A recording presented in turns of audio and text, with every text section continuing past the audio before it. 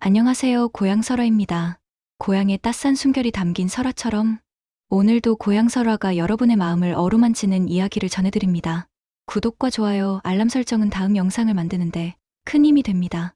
행복한 하루 되시길 바라며 이야기 시작하겠습니다. 저는 그날 새벽 문 앞에 놓인 아기를 다시 안으로 들이지 말았어야 했습니다. 그 아이 하나가 우리 집의 운명을 이렇게까지 뒤바꿔 놓을 줄은 그때는 정말 몰랐지요. 그날은 겨울비가 내리던 새벽이었습니다. 바람은 살을 파고들고 장독대 옆 항아리 뚜껑이 덜컹거리던 그런 날이었지요. 나는 53세 여자, 평생을 남의 집밥을 지으며 살아온 사람이었습니다.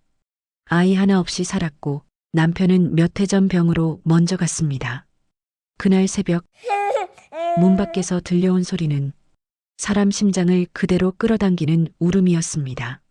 문을 열었을 때 거기엔 작은 보자기에 쌓인 아기가 놓여 있었습니다. 볼은 빨갛게 얼어 있었고 작은 손은 주먹을 꼭 쥐고 있었지요. 그때서야 알게 되었습니다. 이 아이가 내 남은 인생을 송두리째 흔들 아이였다는 걸요. 이 아이를 들이면 내 인생은 망가질까? 아니면 다시 살아날까? 사람들은 말하곤 하였습니다. 아이 없는 여자는 팔자가 박하다고요. 나는 그 말을 들을 때마다 웃으며 넘겼지만 밤이 되면 늘 혼자 울곤 하였습니다. 그래서였을까요? 그 아이를 안았을 때 이상하게도 눈물이 멈추질 않았습니다. 그 아이 보자기 속에서 작은 쪽지 하나가 나왔습니다. 이 아이는 복을 부릅니다. 절대 내치지 마십시오. 그 글씨는 떨려 있었고 마치 마지막 부탁 같았습니다. 하지만 마을 사람들의 시선은 곱지 않았지요. 어디서 데려온 아이냐? 버려진 아이를 왜 들이느냐? 그 중엔 그 아이 화를 부르는 아이다. 그런 말까지도 있었습니다. 이상한 일은 그 아이를 들인 뒤부터 시작되었습니다. 쌀독이 비지 않았고 일거리가 끊이지 않았으며 아프던 허리도 서서히 나아졌습니다. 하지만 사람들은 수군댔지요. 우연이다. 잠깐일 뿐이다. 그러던 어느 날 그 아이가 갑자기 고열에 시달렸습니다. 눈은 뒤집히고 숨은 가빴지요. 그때 나는 처음으로 소리내 울었습니다. 이 아이만은 데려가지 말아달라고 하늘에 빌었습니다. 그 순간 마을에서 가장 부유했던 집에 안주인이 찾아왔습니다. 그리고 그 아이를 보자마자 무너져 울더군요. 저는 속으로 생각했습니다. 저 여인은 왜 이 아이 앞에서 저리 서럽게 우는 걸까?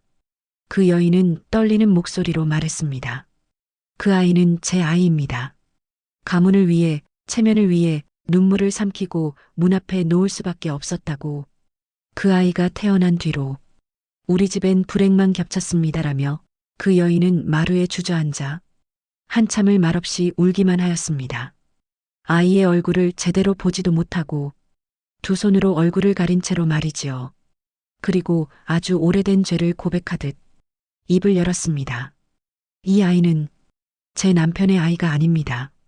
그 말 한마디에 제 가슴이 쿵 내려앉았습니다. 그 여인은 젊었을 적 아이를 가질 수 없다는 말을 들었다 하였습니다. 시집에서는 대를 잇지 못하는 여자를 사람 취급하지 않았고 첩을 들이겠다는 말까지 나왔답니다.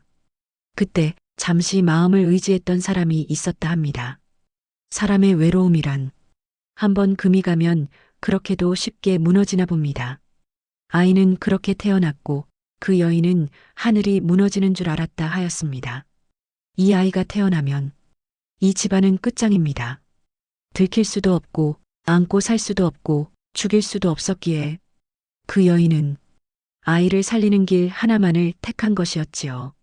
그 밤 비가 내리던 새벽에 이불 보자기에 아이를 싸 아무 말도 못한 채 우리네 집 문 앞에 놓고 돌아섰다고 하였습니다.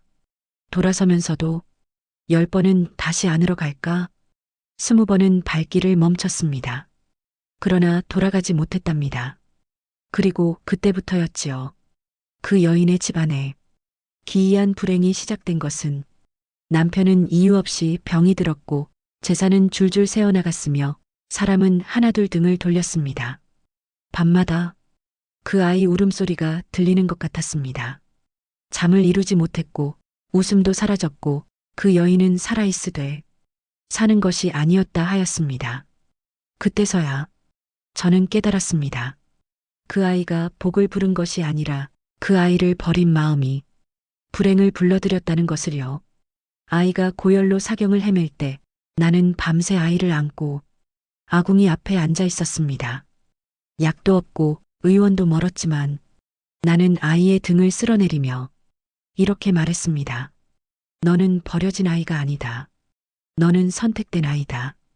그리고 새벽이 밝아올 무렵 아이의 숨이 고르게 바뀌었고 이마의 열이 서서히 내려갔습니다. 그날 나는 알았습니다. 사람을 살리는 건 약이 아니라 끝까지 놓지 않는 마음이라는 것을요. 아이는 지금 내 곁에서 잘 자라고 있습니다. 걸음마를 시작했고 내 손을 놓지 않으려 하지요. 밤마다 내 옷자락을 꼭 붙들고 자는 버릇이 생겼습니다. 사람들은 이제 말합니다. 그 아이가 복덩이다. 하지만 나는 고개를 젓습니다. 복은 버려진 것을 다시 품는 데서 비로소 시작된다는 걸 나는 몸으로 알게 되었으니까요. 그 여인은 가끔 멀리서 아이를 봅니다. 다가오지는 못하고 말도 건네지 못한 채 그저 오래 바라보다 돌아서지요. 그것이 그 여인이 아이에게 줄 수 있는 마지막 사랑이라는 것도 나는 알고 있습니다. 아이는 언젠가 자기 이야기를 알게 되겠지요. 그때가 오면 나는 이렇게 말해줄 생각입니다. 너는 버려진 아이가 아니라 선택받은 아이였다고 전래동화는 늘 말하곤 하였습니다. 복은 타고나는 것이 아니라 키워지는 것이라고요. 나는 오늘도 그 아이의 이불을 덮어주며 조용히 이렇게 중얼거립니다. 어서 자거라. 너는 이미 충분히 사랑받고 있으니